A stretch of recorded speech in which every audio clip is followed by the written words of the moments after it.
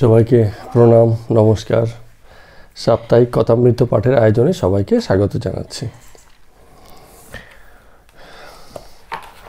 কথামৃত পাঠের যে আনন্দ, সেই আনন্দ মজা নয়। আনন্দ আর মজার মধ্যে পার্থক্য কোথায়? পৃথা বলতে পারবে? আনন্দ হচ্ছে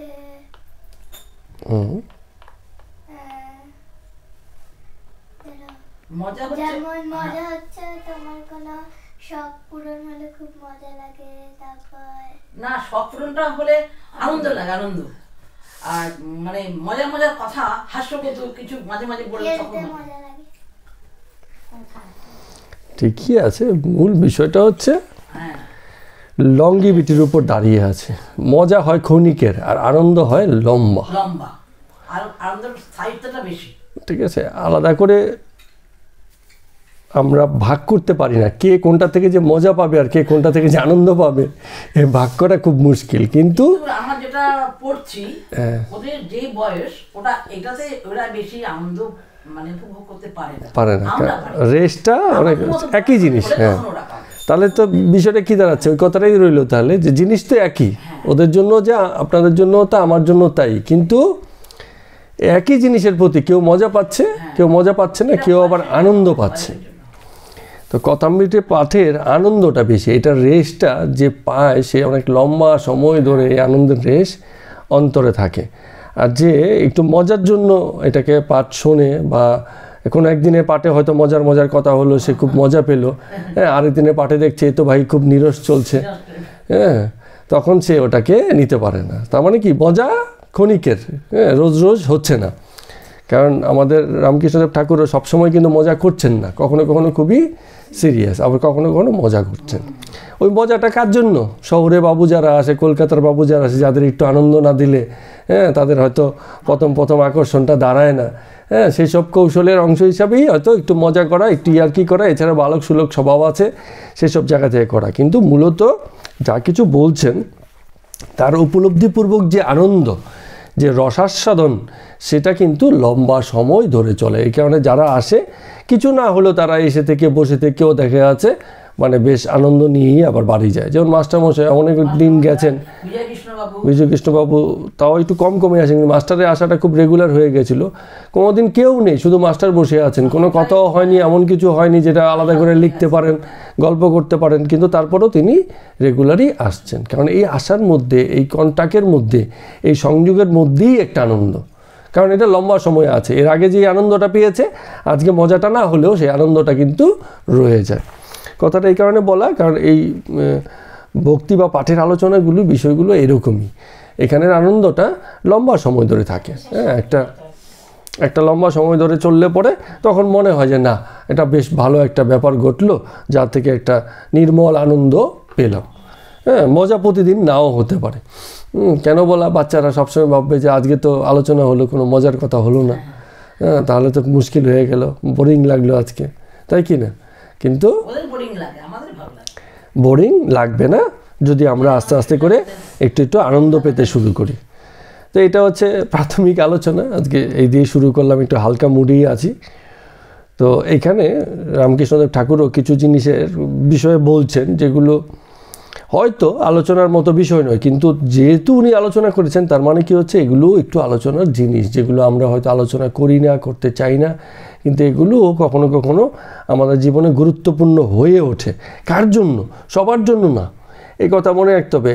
এই যে আমরা কথামৃত পাঠ করছি, কথামৃত পাঠের ক্ষেত্রে যত উপদেশ আছে সবগুলোই সবার জন্য নয়। যে যেমন পরিস্থিতি আছে সেই হিসাবে সেই পাঠ বা উপদেশটা তার জন্য কার্যকরী হবে। হ্যাঁ, কিছু পাঠ থাকবে, কিছু কথা থাকবে যেগুলো একটু পরিণত ভক্তদের জন্য, কেউ আছে নবাগত ভক্ত, তাদের জন্য আরেক রকম পরামর্শ, এক একজনের জন্য এক এক রকম পরামর্শ। রামকৃষ্ণদেব ঠাকুরও এই অধিকারীটা বুঝেই পরামর্শগুলো বিভিন্ন সময় দেন, কিন্তু কথা তো সব রকমই হয় না। একটা যখন আদর্শিক জায়গা থেকে কিছু বলা হচ্ছে, তখন সবগুলো অপশনই থাকে, যে দেখো বাবু, তোমার জন্য এই বুদ্ধি, কিন্তু এই প্রশ্নটা যদি আরেকজন কেউ করে, তার জন্য কিন্তু এই উত্তর নয়, তার জন্য অন্য কিছু উত্তর হবে। তো এই বিষয়গুলো একটুখানি আমাদের বুঝে নিতে হয়। এখন অনেকে আমরা বিভিন্ন সময় রেফারেন্স দিই, রামকৃষ্ণদেব ঠাকুর নিজেই এটা বলেছেন। আরে বলেছেন কার জন্য বলেছেন? যার জন্য উপযুক্ত তার জন্য বলেছেন, সেটা তোমার ক্ষেত্রে নাও খাটতে পারে, অথবা তুমি তার যে অনুবাদটা তুমি ধরছো, তুমি ওটা বুঝতে পারোনি, কারণ এটা তোমার জন্য বলা হয়নি। এই পৃথক করতে শেখাটা কখনো কখনো জরুরি হয়ে পড়ে। তো অনেককেই রামকৃষ্ণদেব ঠাকুর স্নেহ ভক্তি মানে করতেন, স্নেহ করতেন। নিত্য গোপাল ছিল, তাকেও খুব স্নেহ করতেন এর অবস্থা দেখে, কিন্তু মাঝে মাঝে আবার এদেরকে কিন্তু সাবধান করে দিতেন। প্রায় বলতেন অন্য কোথাও যাস না, আমার এখানে বেশি আসিস।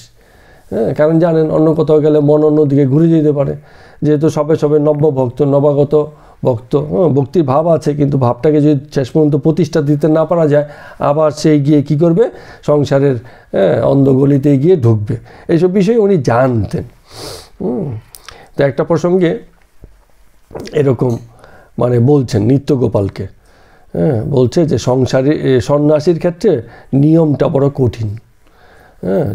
যে সংসারী হয়েছে তার জন্য অনেক কিছুই ছাড় আছে, কিন্তু যে সন্ন্যাসী হয়েছে তার জন্য কঠিন। যেমন আমার মনে আছে বেশ কিছুকাল আগের কথা, এক ভদ্রলোক আছেন, নাম হচ্ছেন আচার্য প্রশান্ত, আচার্য প্রশান্ত, হিন্দি ভাষী লোক, তো দেখেছেন কিনা জানি না, আচার্য প্রশান্ত।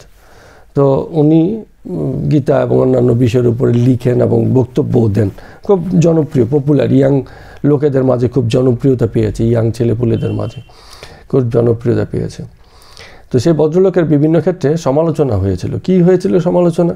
যেমন আমরাও কিছু সোশ্যাল মিডিয়া মারফত জানতে পেলাম যে ওনার কিছু ছবি শেয়ার করা হলো, দেখা গেল যে বেশ কম বয়সী কিছু নারী পুরুষের সাথে বসে উনি ধূমপান করছেন।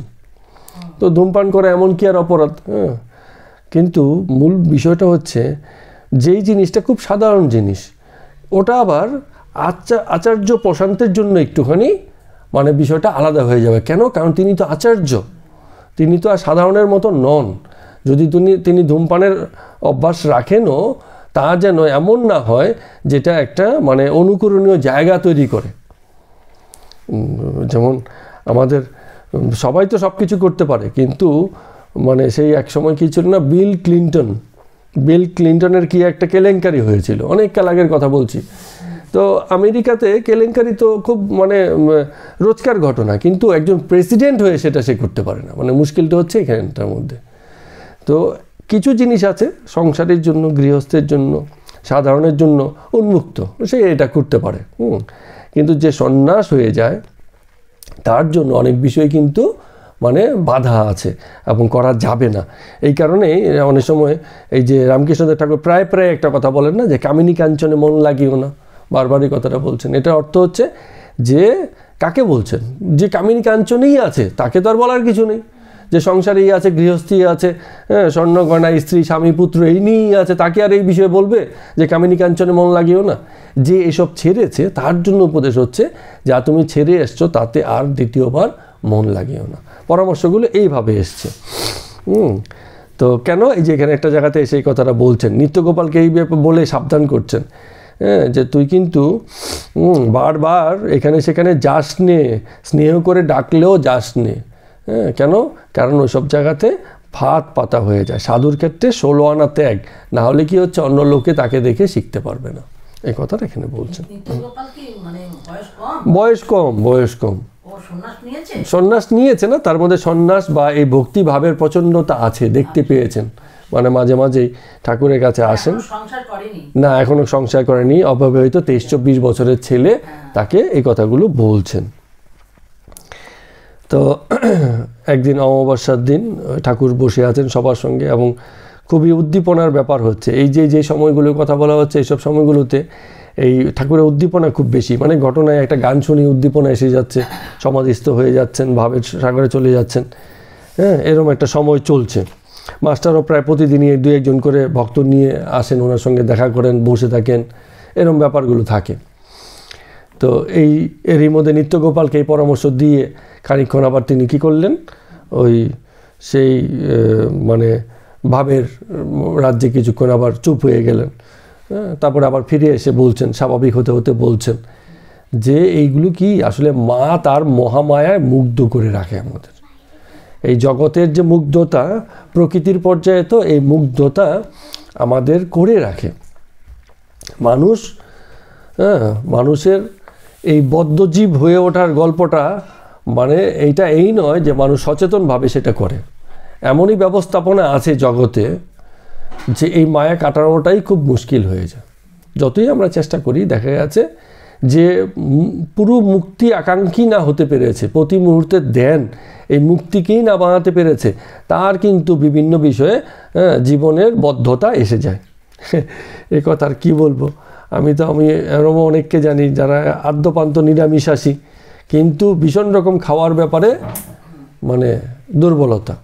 তো লাভ কী হচ্ছে? এমন নিরামিষাশী খেয়ে খাবারে যদি দুর্বলতা হয়, ভালো মন্দ খাওয়ার ব্যাপারে যদি প্রতি মুহূর্তে আকাঙ্ক্ষা তৈরি হয়, তো বিষয়টা হচ্ছে যে আকাঙ্ক্ষাটাকে ছাড়তে হয়। খাদ্যের মান গুণ, কী ধরনের খাবার, সেসব বিষয় তো পরে। খাওয়ার ব্যাপারে আকাঙ্ক্ষাটাই এমন তীব্র নয় যে ওটা একটা দুর্বলতা হয়ে গেছে, ওটা একটা আসক্তি হয়ে গেছে। খেতে তো সকলকেই হয়, কিন্তু তা যেন আসক্তিতে পরিণত না হয়। তো কেউ কেউ হ্যাঁ চলবে না, বা আমার মানে সবসময় একটু চিন্তা থাকতে মাথার মধ্যে ঘুরতে থাকে যে আজকে খাবো তো নিরামিষ, কিন্তু এর মধ্যে ভালো ভালো কী হবে, কী খাবো, নিরামিষের মধ্যে আর ভালো কী আছে, সেসব খোঁজাখুঁজি। তাহলে কী হচ্ছে, মানে সে খাবারের বন্ধনটা তো আর মানে খাবারের প্রতি যে দুর্বলতা সেটা তো কাটাতে পারলো না। খাবারের খাদ্যাভ্যাসের ক্ষেত্রে কী হওয়া উচিত? এক নম্বর হচ্ছে সচেতনতা, যে খাদ্যাভ্যাস করছি সেই খাদ্যাভ্যাস সাত্ত্বিক কিনা, যা দেহের জন্য উপযোগী কিনা, এটা হচ্ছে প্রথম সচেতনতা। আর দ্বিতীয় হচ্ছে ভগবান যা দেন তাতেই খুশি আছে। এই হচ্ছে মানে নির্মোহতা। প্রথম হচ্ছে সচেতনতা, ভগবান যা দেন, তো এক প্লেট সেই খাসির মাংস এনে দিয়েছেন তাতেই খুশি, তা কিন্তু নয়। হচ্ছে প্রথম চয়েসটা হচ্ছে নিজের, যে আমি এসব খাই না যা আমার হিতের পক্ষে বিপরীত আসছি, আর সেসবই খাই যা আমার হিতের পক্ষে উপকারী, আর এই পছন্দের মধ্যে থেকে যা পাই তাতেই খুশি আছে। বিষয়টা হচ্ছে এরকম। হ্যাঁ, এবার বলো।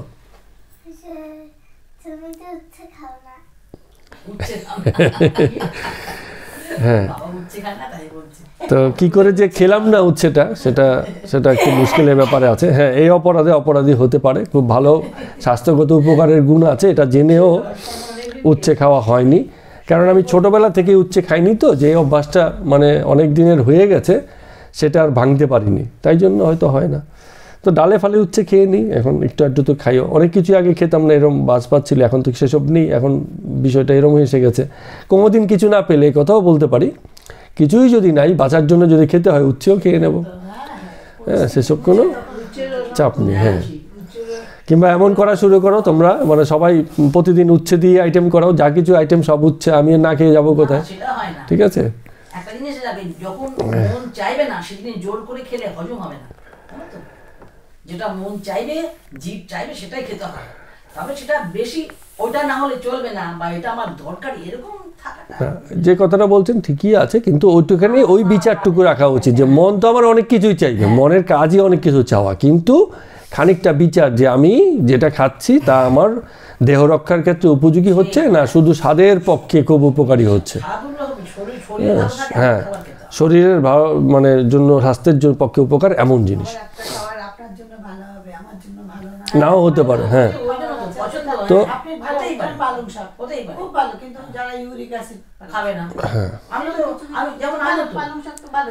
আমি তো ব্রুকলি বলা না ভালোবাসি, পালং শাক ভালোবাসি, কিন্তু ডাক্তার বারণ করেছে আমি খাই না।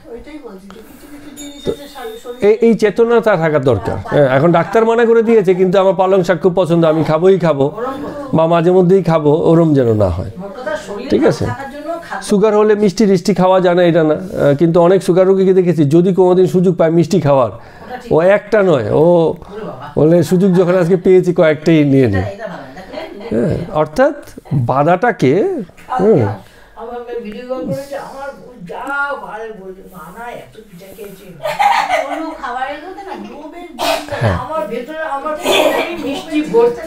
খেতে অসুবিধা নেই, একটু চেখে দেখা যেতে পারে। হ্যাঁ, যে কোনো জিনিস। একটা বাণী বলছে, আমাদের গুরুদেবের বাণী বলেছেন যে খাদ্যটা এমনই হবে যে সহনপটু সুস্থ রাখিস, বিধি মাফিক রাখিস থাকলে আহারটা করবে সেরকম নিজের সহনশীলতা এবং শরীর ভালো থাকবে এমন জিনিসই খাওয়া। হ্যাঁ ঠিক। এই জ্ঞানটাকে মাথায় রেখে খাদ্যের নির্বাচন এবং খাদ্য গ্রহণের ক্ষেত্রে সাত্ত্বিক মুখী হওয়া উচিত।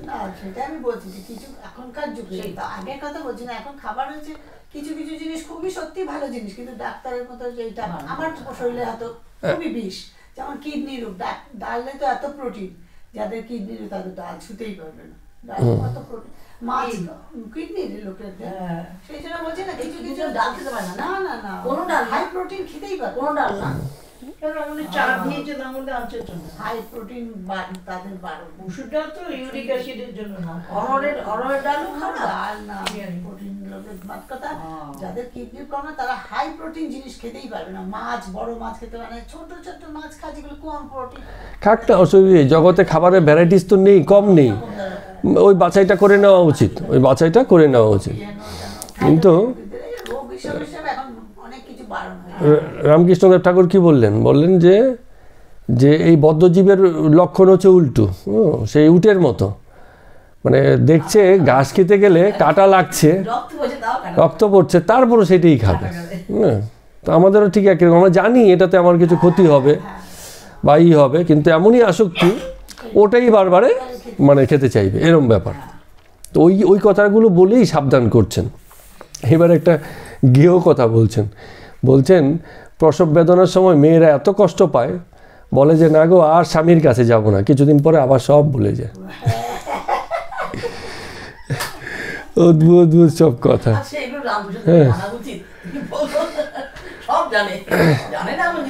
তো এখন বলছে লোকের অবস্থা এমন যে আনারস গাছের আনারস রেখে কেবল পাতা খাওয়ার দিকে নজর, ওই পাতা কাটা না, আনারসের পাতা খাওয়ার যোগ্য নয়, কিন্তু পাতা কিন্তু এমনিতে খাওয়ার পক্ষে ভালো না, খাওয়ার পক্ষে ভালো আনারসই, তাও কাটা ফাটা সব ফেলে দিয়ে ভিতরের রস। কিন্তু লোকের এমন অবস্থা, ও লোকে এই পাতার খাওয়ার মতো যেন ব্যাপার হচ্ছে। এরই নাম সংসার, এইভাবেই লোকে মেতে আছে বলেই সাবধান কথা। এই যে বললাম না প্রথমে যে কথাটা, এক একজনের জন্য এক রকম, নিত্য গোপালকে সাবধান করছে আর অনেককে সাবধান করছে যে দেখ আছে কিন্তু পথ, এগুলো যত যাবি দেখবি যে ফাঁদ পেতে বসে আছে, কিন্তু এখান থেকে সাবধান থাকতে হয়, দূরে থাকতে হয়, একটু দূরত্ব।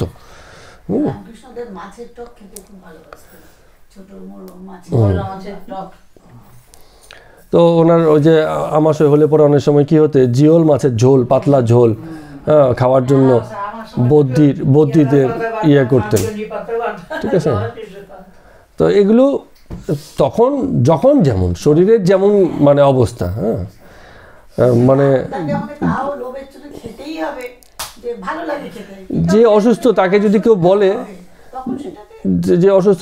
কেউ বলে, এটা খাও তুমি সুস্থ হয়ে যাবে, এবার সে তার জন্য সে এখন তার এবার মনে চায় বা না চায়, তার বিধিতে আসে বা না আসে, সে ওটার দিকে যাওয়ার চেষ্টা করবে, এমন কিন্তু ঘটনা দেখা গেছে। আমি নিজেও দেখেছি, একেবারে নিরামিষাশী কিন্তু মানে অনিচ্ছা সত্ত্বেও, মানে তার প্রবলেমটা অন্য, যে একটা লম্বা সময় নিরামিষই নিয়ে শুধু এমন খাবারই খেয়েছে যে তার আমিষের ঘাটতি হয়েছে। হ্যাঁ, ওই যে হয় না, আমিষের ঘাটতি হলে শরীরে কিছু লক্ষণ হয়, তখন ওগুলোকে পূরণ করার জন্য দ্রুত আমিষ খাওয়ার পরামর্শ দেয় ডাক্তারবাবুরা। তখন কি করবে, সে তখন বাঁচার জন্য তাকে ওইসবই খেতে হয় কিছুদিনের জন্য, খেয়ে আবার ছেড়ে দিল, কি আছে, জীবন রক্ষাও তো একটা মানে কাজ হতে পারে।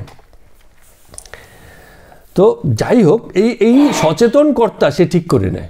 একজন কর্তা যদি সচেতন হয় সেই ঠিক করবে। কেউ আছে এমন সচেতন, বা এমন আদর্শিক জায়গাতে স্ট্যান্ড করছে যে আপনি মরে গেল ও খাবে না, ওই জায়গাটায় যাবে না, এমনও সচেতন করতেও আছে। তো এইগুলো জীবনের চয়েস, কারণ যে এই সিদ্ধান্তে আছে তাকে আপনি খারাপ বলবেন? সে জীবন বেছে নিয়েছে, সে এখন ভাবছে যে আমি এত সুন্দর জীবন বেঁচেছি, এই সাধারণ আরও কয়েকটা দিন বাঁচার জন্য আমি আমার এই জায়গাটা, এই আদর্শিক জায়গাটা থেকে আমি সরতে পারি না, ঠিক আছে। তো এরম লোকজনও আছে, এটা তার চয়েস, জীবন সে কীরকম বাঁচবে, বাকি দিন কীভাবে আদৌ বাঁচবে কি না। হ্যাঁ, সাধারণ কম্প্রোমাইজ অনেকে করতে রাজি হয় না, যে না আমি কম্প্রোমাইজ করলে একদিনও বাঁচতে চাই না, এটা তার চয়েস। আবার কেউ মনে করছে যে না বেঁচে থেকে আমার দরকার আছে, হ্যাঁ, আমার এই কাজগুলো বাকি আছে, চলো ভাই এখন একটু কম্প্রোমাইজ করে নিই, বাকি সময় আমি ঠিক করে নেব। এটাও তার চয়েস, জীবন তার কাকে কীরম সুযোগগুলো দেয় সেটাই না। কিন্তু কথা একটাই, রামকৃষ্ণদেব ঠাকুর যেটা বলছেন আমারও একেবারে স্থির বিশ্বাস যে তুমি যেটুকু যা কিছু করো সচেতনভাবে করো, সেটা যেন তোমারই পছন্দ হয়। এটা যেন কোনো এমন না হয় যে আমার গুরুদেব বলে দিয়েছেন বিধি, হ্যাঁ ওর বাইরে আর আমি যাব না, অমন যেন না হয়। গুরুদেবের বিধি কেন, কী কারণ, কেন ভাঙবে বা আদৌ ভাঙবে কি না, সেই সিদ্ধান্তটা যেন তোমার সচেতন জ্ঞান থেকে, পছন্দ থেকে আসে, এটা হওয়া খুব জরুরি। আসল গুরুদেব যারা তারা ঠিক সিদ্ধান্ত এগুলো বলে দেন যে এই যে হৃদয়ে ভগবান আছেন, আত্মা তো ভগবান, তার নিজের এই দেহটা হচ্ছে ওই আত্মার মানে মন, এটা হচ্ছে মন্দির। এই মন্দিরটাকে সুস্থ পরিষ্কার পরিচ্ছন্ন রাখার জন্য উচিত। তুমি কখন চলে যাবে, কখন থাকবে সেটা তোমার ব্যাপার নয়, তিনি যখন চাপা নেবেন তখন তোমাকে নিয়ে যাবেন। শ্রী বিগ্রহের মন্দির ভেবে যত্ন করিস শরীরটাকে, সহনপটু সুস্থ রাখিস, বিধি মাফিক রাখিস তাকে। অনুকূল চন্দ্র ঠাকুর বলেছেন, বুঝতে পেরেছি। এটা শ্রী বিগ্রহের মন্দির, এই যে মন্দিরটা, ভালো কথা। এটা শ্রী বিগ্রহ, এখানে শ্রী বিগ্রহ বাস করেন। সুতরাং তাকে সুস্থ রাখার জন্য তোমার দেহকে সুস্থ রাখো, পরিষ্কার পরিচ্ছন্ন এবং খাওয়া দাওয়া তুমি ঠিকভাবে করো। আবার এটা যেমন আমাদের নিরামিষ খাওয়া বিধি আছে, ঠাকুর এটাও বলেছেন যে প্রয়োজনে বিধি মতো আমিষের দোষ নয় রে তত। আমিষের দোষ হচ্ছে উত্তেজিত অযথায় জর্জরিত, অযথা পরিমাণে মাছ, যারা যারা মাছ ভালো বলে কারি কারি মাছ খায়, 1 পিস 4 পিস 5 পিস মাংস 6 পিস 7 পিস খেয়ে নিল, উপকারী ডাক্তারবাবু বলেছেন, এটা ঠিক নয়। ওই জন্য বলেছেন বিধি মাফিক রাখিস, অযথা পরিমাণে যে কোনো খাবার খেলেই ক্ষতি হয়। ঠিক, এবং এই কর্তার এই সচেতনতা থাকা দরকার, এই কথাটাই বলছে করে দেন। ঠিক, আমি একদম পূর্ণরূপে একমত। শুধু ডাক্তার বলা না, নিজেরও বুঝতে হবে যে ডাক্তার যে কথা বলেছে, হ্যাঁ, তো সেটাও যেন মানে তার সচেতন পছন্দ থেকে আসে। মূল কথাটা হচ্ছে এটা। এবার রামকৃষ্ণ ঠাকুর বলছেন সেই সময়টাতে আবার বলে সংসারে যারা আছে তাদের তাহলে কি উপায় হবে, বলে কর্ম করতে করতে তবে জ্ঞান হয়।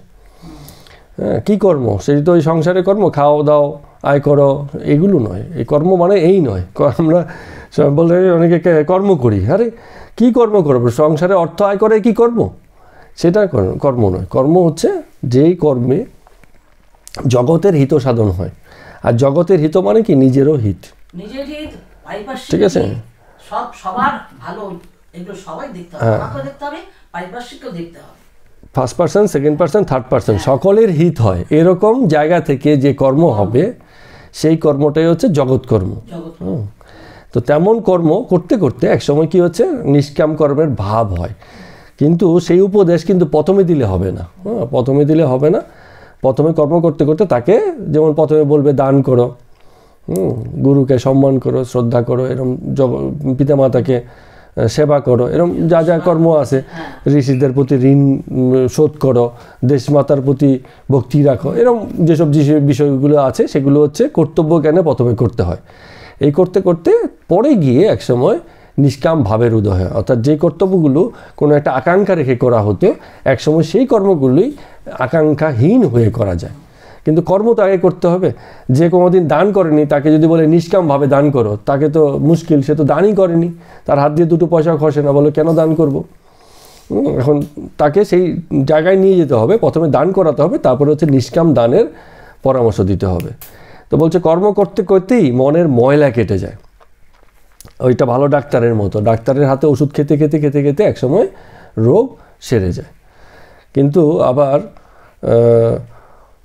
মানে এই যে ডাক্তার আর রোগীর যে সম্পর্ক, ভালো ডাক্তার কি করে, মানে লিখে দেবে যে আজকে ওষুধ দিয়ে দিলাম, আবার 7 দিন পরে এসে দেখা করো, জানাবে কি হলো। তার মানে ডাক্তার তখনও পর্যন্ত দেখতে চায় যে রোগী আদৌ সুস্থ হলো কি না, এই জন্য তার দ্বিতীয়বার আসার কথা বলে। তো 7 দিন পরে আবার যখন যাবে দেখে শুনে বলবে যে আর আসার দরকার নেই। হ্যাঁ, তো ভালো ডাক্তার সে প্রথমে রোগীকে ধরে রাখবে, ছাড়বে না। হ্যাঁ, ভালো গুরুর মতো যে না এখন তোকে ছাড়বো না, এখন তোকে সময় হয়নি। আবার যখন সময় হয়ে গেছে, যখন বুঝে যাবে যে সে এখন মুক্ত, তখন বলবে এবার চলে যায়, এখন আর দরকার নেই। তো বলছেন মানে ভক্তের উদ্দেশ্যে বলছেন যে একবার হাসপাতালের নাম লেখলে তখন পালিয়ে আসার জো নেই। যখন একবার অধ্যাত্ম পথে যাওয়ার জন্য মন আকুলি বিকুলি করেছে, সেই পথে যখন পাই বাড়িয়েছি, এখন কিন্তু পালিয়ে যাওয়ার রাস্তা নেই। এখন ওই মাঝে মাঝে অধ্যাত্ম পথ, আবার মাঝে মাঝে গিয়ে সংসারে ঢুকে গেলাম, বিষয়গুলো এরম যেন না হয়। আমাদের সময় এক ভদ্রলোক ছিল, সংসারী ভদ্রলোক, কিন্তু মাঝে মাঝে দেখা যেত সে শ্মশানে নানান জায়গাতে মানে কয়েকদিনের জন্য বাড়ি ছাড়া, আর তাকে খুঁজে পাওয়া যেত না, নানান জায়গায় সে চলে যেত। আবার কিছুদিন বাদে এসে বাড়িতে আবার থাকতো, 2 মাস 4 মাস 6 মাস, আবার কখন মনে ভাব হতো চলে যেত। তো এসব ব্যাপারে সাবধান করছে যে এই দোটানায় থাকিয়ে কোনো লাভ নেই। তোমার যদি সংসারে মন হয়, মন করো, সংসারটাকেই সুন্দর মতো করো, গৃহস্থ জীবনটাকেই জীবনের আদর্শ হিসেবে বানাও, আর নাহলে তো ছাড়ো। মাঝে মাঝে এরকম সংসার ছেড়ে বিভাগী হওয়ার দরকার নেই, পূর্ণরূপেই ছাড়ো অথবা থাকো, এরকম। তো এই কথা কার জন্য প্রযোজ্য? যে সংসারই তার জন্য না, এই পরামর্শ হচ্ছে যে সংসার ছেড়ে একবার এসেছে তার জন্য প্রযোজ্য। যে তুই যদি সংসার ছেড়েই আছিস তাহলে পূর্ণরূপেই ছাড়, আবার কদিন বাদে ফিরে যাবি তা যেন করিস না, এরকম পরামর্শ দিচ্ছেন। তো এই নিত্যগোপালকে, রাখালকে এই বিভিন্ন রকম সময় এই ধরনের পরামর্শগুলো দিতেন। তো রাখাল বলে আরেকজনের কথা আমরা শুনেছি না, অল্প বয়সী, তো তাকেও ঠাকুর খুব বাৎসল্য স্নেহ করতেন, মানে সন্তান জ্ঞানে স্নেহ করতেন। তো সেই সময় একজন ভক্ত আসতেন, একজন মহিলা ভক্ত, যেও রাখালকে, মহিলা ভক্ত, তার বয়স 35 এরকম একটা বয়স হবে, সেও ওই রাখালকে, তার 20-22 বছর বয়স, তো তাকে খুব স্নেহ করতো এবং তাকে মাঝে মাঝে ডাকতো, তাকে বাড়িতে খাওয়াতো, এরকম ডেকে নিয়ে যেত। তখন এই প্রসঙ্গে এসে ওই যে এখানে রামকৃষ্ণদেব ঠাকুরও বলছেন, ওরে এত বারে বারে সেখানেও যাসনি, হ্যাঁ, ওই ভালো মন্দ খাওয়াবে বলে ডাকছে যে তাতেও যাসনি, যে এগুলো হচ্ছে ফাঁদ, এতে পা দিতে নেই। হ্যাঁ, কেন এই কথাগুলো বলছে? একবার ওই যে আপনার কি আমাদের গৌরাঙ্গ মহাপ্রভু, গৌরাঙ্গ মহাপ্রভু, তার এক শিষ্য ছিল, তার নাম ছিল কি হরিদাস। তো হরিদাস একবার এক বিধবা ভক্তের সঙ্গে দীর্ঘক্ষণ আলাপ করেছিল, তাতে ওই গৌরাঙ্গ মহাপ্রভু খুব তখন রেগে গেছিল এবং তাকে ত্যাগ করেছিল, বলে না, তোর জন্য সন্ন্যাস নয়, তুই আমার সঙ্গে আসবি না। এত কঠিন শাসন। কেন কঠিন শাসন? কারণ তোকে মানায় না, হ্যাঁ, তোকে মানায় না। তুই যখন এই পথে এসে গেছিস, যখন তুই সন্ন্যাসী, তখন তোর পূর্ণরূপ আচরণ সন্ন্যাসের মতোই হবে, সেক্ষেত্রে কিন্তু এর ব্যত্যয় বা ভিন্নতা করা যাবে না। তো এইসব বিষয়গুলো আছে বলে রামকৃষ্ণদেব ঠাকুরও সেই হিসেবে বলছেন যে তোকে স্নেহ করেই ডাকে, তোকে আদর করে, নিজের সন্তানের মতো জ্ঞান করে, কি ছোট ভাইয়ের মতো জ্ঞান করে, তাতেও বেশি বেশি যাসনি, সংসারের প্রতি মন লেগে যাবে। ঠিক আছে, এগুলো ফাঁদ। কি হবে? বলবে যে তোকে আমি পালক পুত্র বানালাম, তুই আমার কাছেই থাক, চলে যায়। ঠিক আছে, তখন এরকম ঘটনাও কিন্তু হয়, হ্যাঁ, যে আমার মানে মা ডেকেছে, পালক মা বা কি যেন ডাক মা না কি যেন একটা বলে, ধর্ম মা, এরকম কিছু একটা বলে, হ্যাঁ, বলে ডেকেছে। তখন কি হলো? আবার সেই সংসারেই তো ঢোকা হয়ে গেল, সেই একই ব্যাপার দাঁড়িয়ে গেলে। এইসব থেকে সাবধান করছে যে যাসনি ওখানে বারে বারে। হ্যাঁ, সংসারের পথ হচ্ছে মুক্ত, সংসারই সবার জন্য, কারো একার জন্য নয়, সংসারই সবার জন্য, এইভাবে শাসন করছে। এগুলো অনুকরণীয় বিষয়, শেখার বিষয় এগুলো। যে কারণে আমাদের ওই যে রামকৃষ্ণ মিশন মঠেও কিন্তু এই ধরনের নিয়মকানুন আছে। ওরা বাচ্চাদেরকে কিন্তু খুব বেশি আদর করে না। একবার এক ঘটনায় আমি দেখেছিলাম, কোনো একটা মানে মহারাজ, ছোট মহারাজ হয়তো একটা বাচ্চাকে খুব অনেকক্ষণ ধরে আদর করছে, বড় একজন মহারাজ ডেকে বলছে, না না না, অত আদর করতে যাও না, একটু আদর করেছো, চকলেট দিয়েছো, সরে যাও, ওকে নিয়ে বেশি তোল্লাইয়ের ব্যাপার নেই, তোমার ইনভলভমেন্টটা অল্পই হবে, খুব বেশি যেন না হয়। এরম ব্যাপারটা হচ্ছে এই অনুশাসনটা, এটাকে শাসন বলা যায় না, এটা হচ্ছে এক প্রকারের অনুশাসন, এমন একটা ব্যবস্থা, এমন একটা আদর্শিক জায়গা যেখানে কি হচ্ছে পতন না হয়, যেখানে জীবনটা যেন সহজে চলে, স্মুথ থাকে, এরম ব্যবস্থা। তো এই যখন ভক্তের সঙ্গে সবাই মিলে বসে আছে, মাঝখানে একটা অদ্ভুত ঘটনা হয়েছে। কেউ একজন এসে খবর দিল, এই নদীতে বান এসছে, গঙ্গায় বান এসছে। হ্যাঁ, বান মানে কি? একটা জোয়ার হঠাৎ করে আসে, বড় জোয়ার, আর সব লোক একেবারে পরি করে, মানে ঠাকুর নিজে সহকারে কাঁচা কোনো রকমে সামলাতে সব দৌড়চ্ছেন বান দেখতে। গিয়ে দেখছেন ভীষণ রকম বান আসছে। হ্যাঁ, ভীষণ বান টান দেখে আধা ঘন্টা ওখানে ঘুরে টুরে সব আর বিভিন্ন রকম কথা আলোচনা শেষ করে আবার এসে সবাই বসছেন। এবার বসার পরে রামকৃষ্ণদেব ঠাকুর বলছেন মাস্টারকে, তুমি তো শিক্ষিত মানুষ, আচ্ছা এই বানটা কীরকম করে হয় বলো তো। এখন মাস্টার তখন কি করলেন, যেহেতু উনি পড়াশোনা মানুষ, হ্যাঁ, তো মাটিতে আঁকলেন পৃথিবী, চন্দ্র, সূর্য, মধ্যাকর্ষণ, জোয়ার বাটা, পূর্ণিমা, অমাবস্যা, গ্রহণ কোনটা কীভাবে হয় অনেকক্ষণ ধরে সবাইকে বোঝালেন। আর রামকৃষ্ণদেব বলছে, কি বলছো, আমার তো কিছুই মাথায় ঢুকছে না, সব তো মাথার বাইরে দিয়ে চলে আছে, এত দূর থেকে কি করে বুঝলে তোমরা এই এই জিনিসগুলো হচ্ছে। মানে এর পড়াশোনার বুদ্ধি তো নেই সেখানটায়, হ্যাঁ, যা কিছু আছে জগতের বুদ্ধি, যা কিছু শিখেছেন প্রত্যক্ষণ থেকে শিখেছেন, ওই বই থেকে নয়। তো যাই হোক, তো বলা টলা শেষ করে ঠিক আছে যা হয়েছে হয়েছে বুঝে নিলাম। এরপরে একবার ওই দেওয়ালে একবার একটা যশোদা মায়ের ছবি টাঙানো হলো।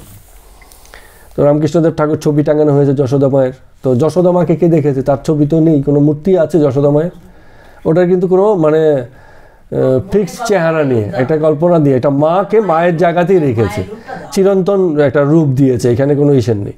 তো উনি গিয়েও খুব ভালো করে দেখলেন যশোদা মা, বললেন যে না রে, যশোদা মা হয়নি, মেলেনি মাসির মতো লাগছে। মেলেনি মাসি কি, আধুনিক মেলেনি মাসিরা কি ভ্যানিটি ব্যাগ নিয়ে হেঁটে হেঁটে যায় না, হ্যাঁ, মানে কি মাতৃভাব, মহিলা হয়েছে কিন্তু যশোদার পুত্র মানে কৃষ্ণ পুত্রের প্রতি তার যে টান, তার যে স্নেহের জায়গাটা থেকে, তার চেহারা, আচার আচরণ, কথাবার্তায় যে ভাব, হ্যাঁ, স্নেহ বাৎসল্য যে ভাব, সেই ভাবের ওই ছবিতে কিন্তু সেই জিনিসটা নেই।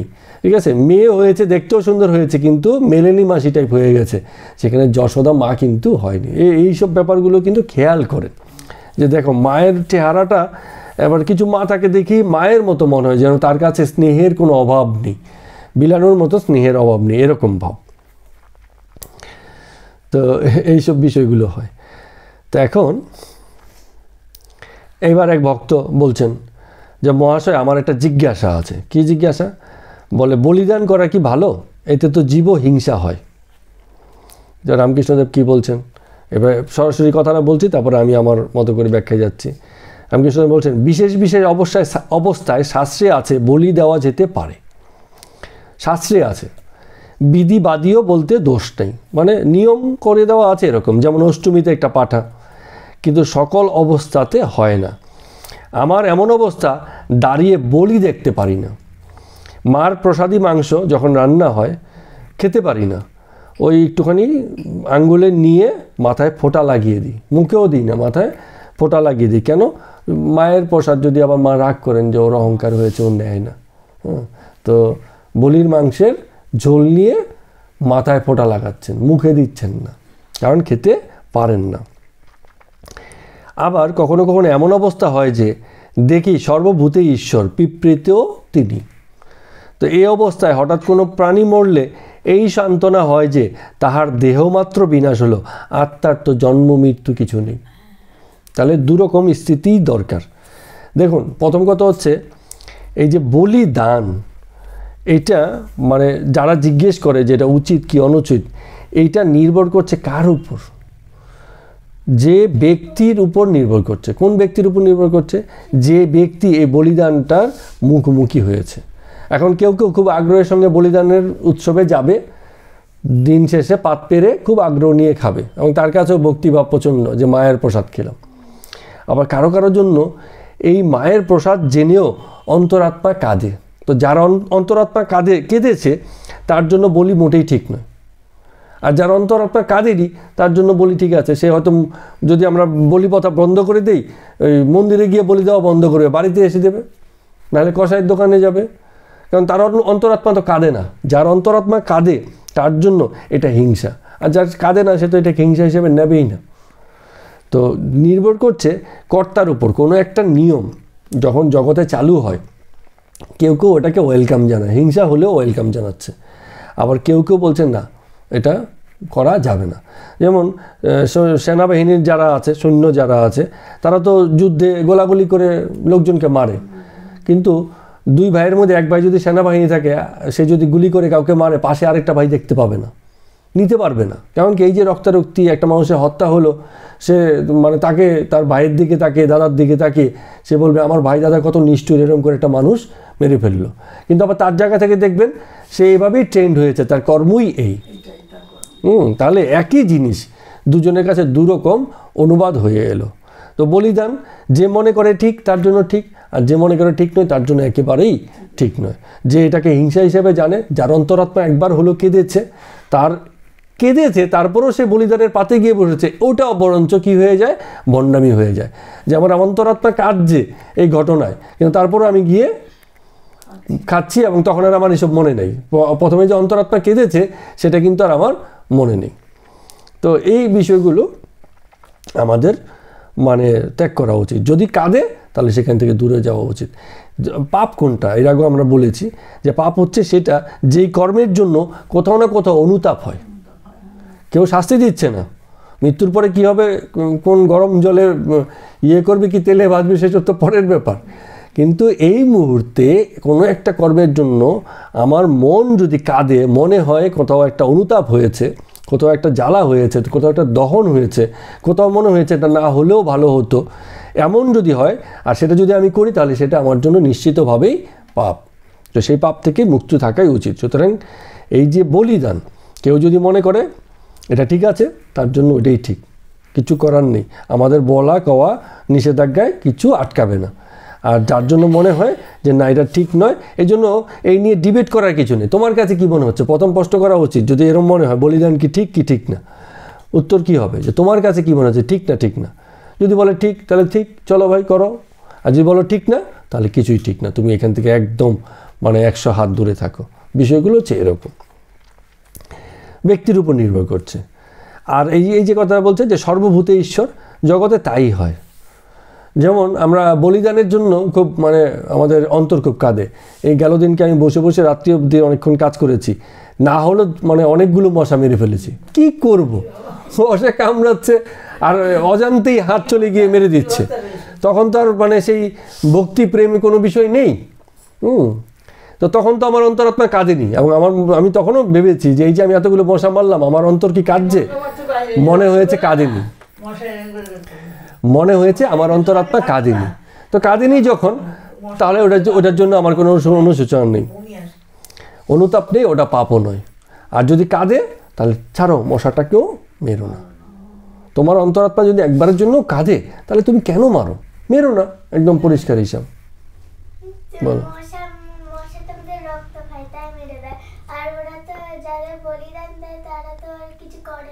হ্যাঁ, এটাও একটা ভ্যালিড পয়েন্ট আছে।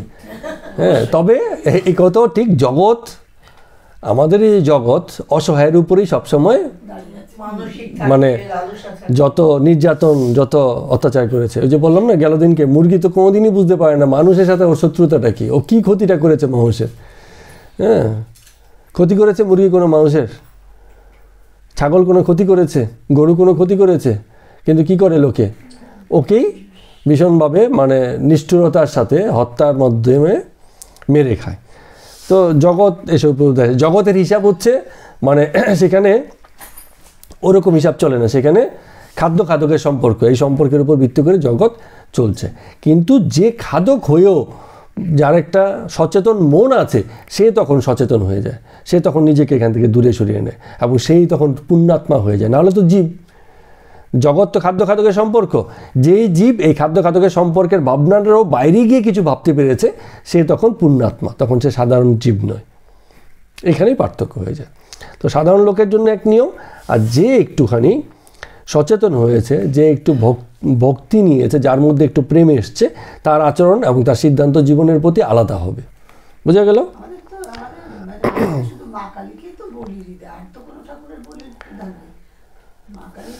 তো এইবার আমার ছেলের একটু ভালো হয়ে যাবে, আমি বড়ি দিয়ে তোমাকে পুজো দেবো, এটা আমার ভালো লাগে। আমারও ভালো লাগে।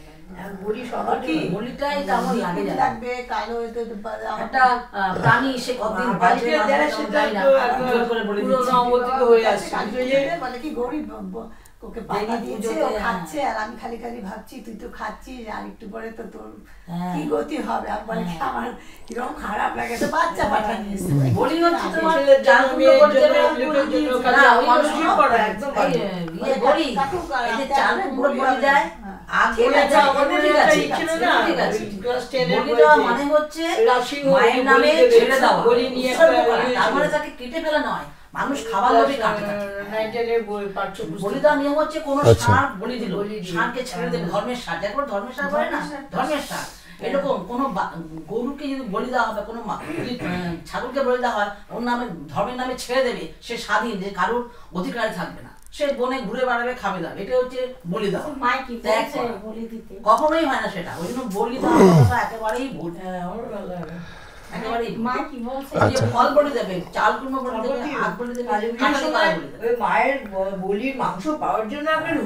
তো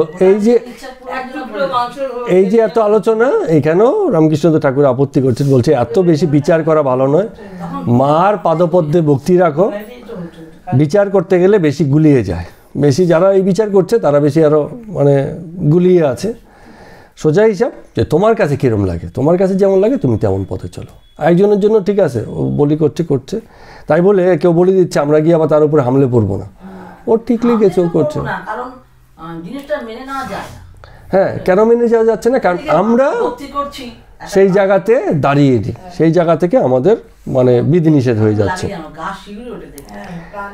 আর খাদ্য খাবার নির্বাচনের ক্ষেত্রে আমার একটা থিওরি আছে, সেটা সবসময় আমি একটু মানার চেষ্টা করি, সেটা হচ্ছে